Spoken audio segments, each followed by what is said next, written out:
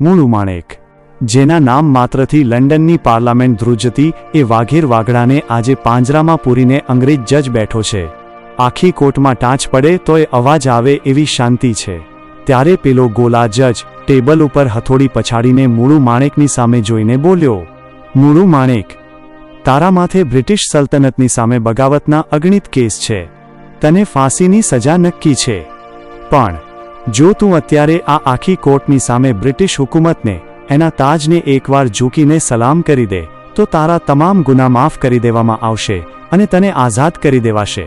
સાહેબ, કોર્ટમાં બેઠેલા માણસો શ્વાસ રોકીને ઊભા રહી ગયા કે હમણાં મૂળું માણેક શું કરશે? પોતાનો જીવ બચાવવા સલામ કરશે કે શું? પણ સાહેબ, ઈ વાઘેરનો દીકરો હતો. એના લોહીમાં ગુલામી નહોતી, ખુમારી વહેતી હતી. લોખંડની બેડીઓનો ખણખણાટ થયો. આખી કોર્ટ ધ્રુજી ઉઠે એવી સિંહ ગર્જના કરીને મૂળું માણેકે માથું ઊંચું કર્યું. એની આંખોમાંથી જાણે અંગારા વરસતા હતા. ગોલા જજની સામે આંગળી ચીંધીને મૂળું એટલું જ બોલ્યો, અરે ઓ ગોલા અંગ્રેજ, સાંભળી લે. કુદરતે મને 2 હાથ આપ્યા છે.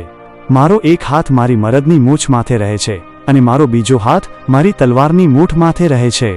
મારી પાસે તને સલામ કરવા માટે ત્રીજો હાથ નથી. અને સાંભળ, કદાચ જો મારા પરમાત્માએ મને ત્રીજો હાથ આપ્યો હોત ને તોય આ મૂળું માણેક તારા જેવા ગોલા અંગ્રેજને તો સલામ નો જ કરત. કોર્ટમાં બેઠેલા ગોલા અફસરો સ્તબ્ધ થઈ ગયા. મૂળુએ પોતાની બેડીઓ ખખડાવીને આગળ કીધું, તારે ફાંસી દેવી હોય તો ખુશીથી દઈ દે ગોલા. તારી ફાંસીના ફંદાથી આ વાઘેરનો દીકરો ડરી જાય ઈ દીવડા હજી ઉગ્યા નથી. મોત વહાલું છે, પણ આ માથું કોઈ કાળે બ્રિટિશરોની સામે નમે નહીં. આ હતો સાહેબ મૂળું માણેક. મોત સામે ઊભું હોય, ગળામાં ફાંસીનો ફંદો તૈયાર હોય, તોય અંગ્રેજોની લાખોની ફોજ સામે એકલો ઊભો રહીને મૂછે વળ દઈ શકે.